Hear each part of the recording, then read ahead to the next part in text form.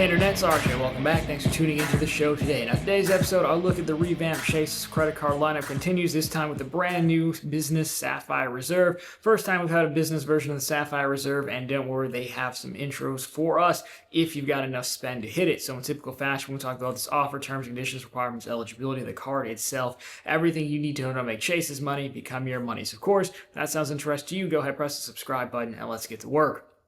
Now, as always, there will be a direct offer link. No one I know has referrals for this yet. If by somehow one of my channel members gets it and gets a referral, I might put it in there. I do not have any links to this card. So it's the same as the public offer, direct offer, just get you where you need to go fastest, at least at the time of taping.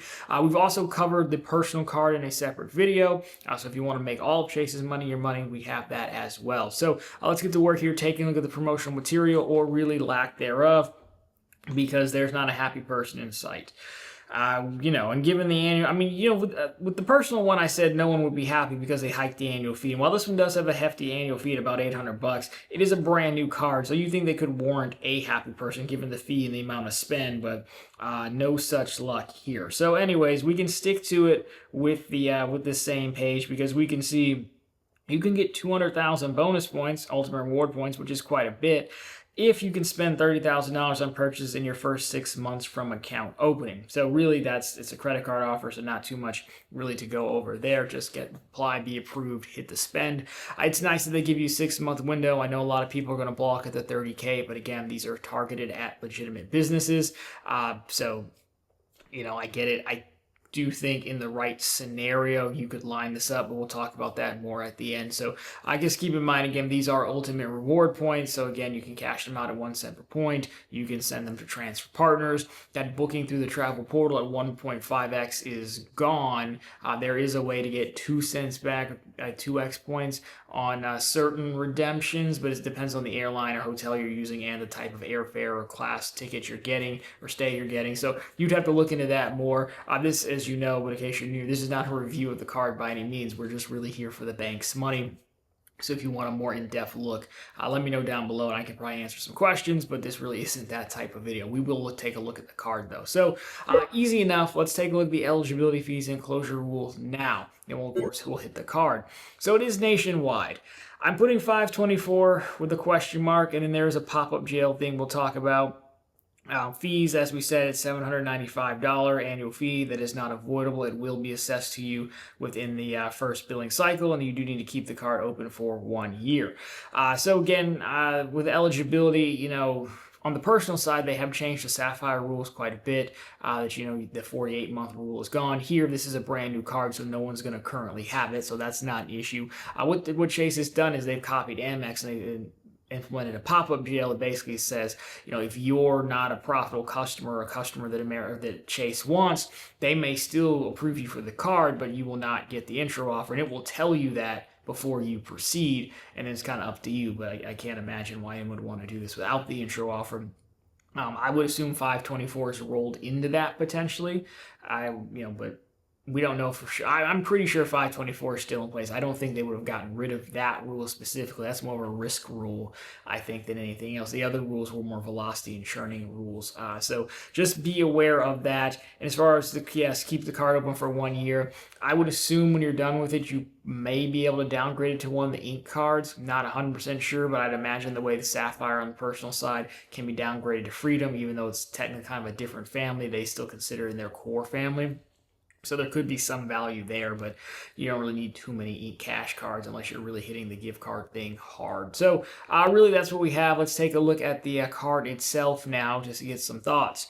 Again, there's the design. I don't hate the design. I know some people aren't a fan of it. I don't feel strongly about it. They did decent enough. As we said, $795 annual fee. Your multipliers mirror the personal. 4 back on flights and hotels booked directly. 3 back on dining. And 8 on travel via the Trace Travel Portal, 1 back on everything else. And of course, this is coupon style. Now, the good news is the $300 travel credit does come over from the personal, which is nice because you can do that one at face value. You also get TSA pre or global entry, priority pass, Sapphire lounges, and Maple Leaf lounge access. You do have to be flying Star Alliance, I believe, to get in Maple Leaf. Travel insurances, primary CDW are still here. IHG Platinum status. These credits, just understand, again, you want to look into them a little bit more, but none of them are just like lump sum from here, I don't think. Well, the Google one might be, but like this Edit credit, for example, is there like a Chase booking service that's going to be paid $250 beginning of the year, $250 at the end of the year, a January to June and a July to December type deal. 120 Lyft credit, that's paid monthly. They either use it or lose it.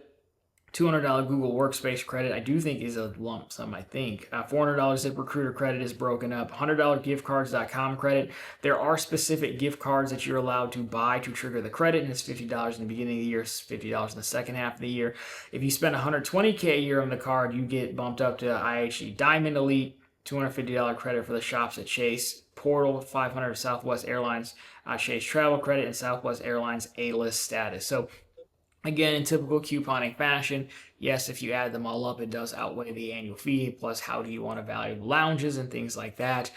Is it a good card? Again, we're not really doing a huge deep dive review. No, I don't think it particularly is. I just, I don't really see, even if you can use myself, like, sure, I can use the travel credit and I can use the Google Workspace credit at face value.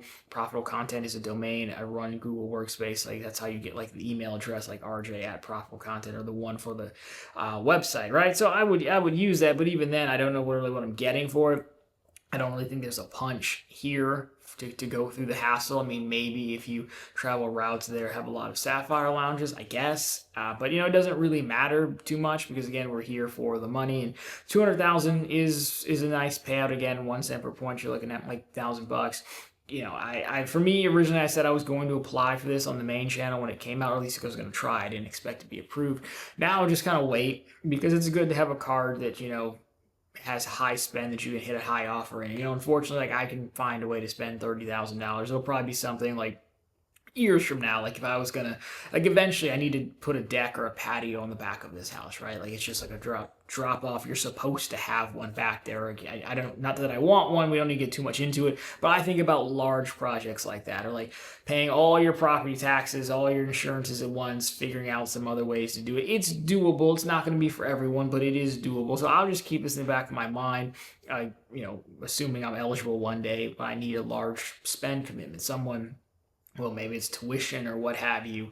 So anyways, there you go. We don't really need to dwell on it. It's money. Go get it if you want it.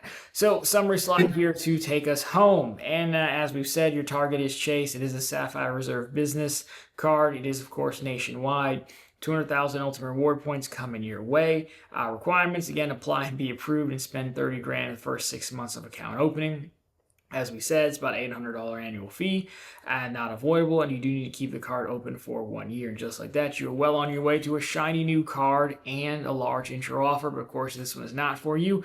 Well, then check out ProfitableContent.com, which is the channel's blog. It's always linked down below for you, as well as the channel homepage. We not only post the latest news stories like all of this Sapphire action and more, we have plenty more bank promotions. We'll have Chase's business offers and personal offers over there, so you really want to hit them hard by all means. And of course, we have other credit card offers as well. Anyways, guys, that'll do it for this one. So, of course, if you liked it, drop me a thumbs up down below if you found it particularly interesting. Consider subscribing to the channel. We'll be posting content just like this every single week on how to make the bank's money become your money, of course, every single day over on ProfitableContent.com. As always, thank you so much for watching. I'll talk to you very soon in the next one.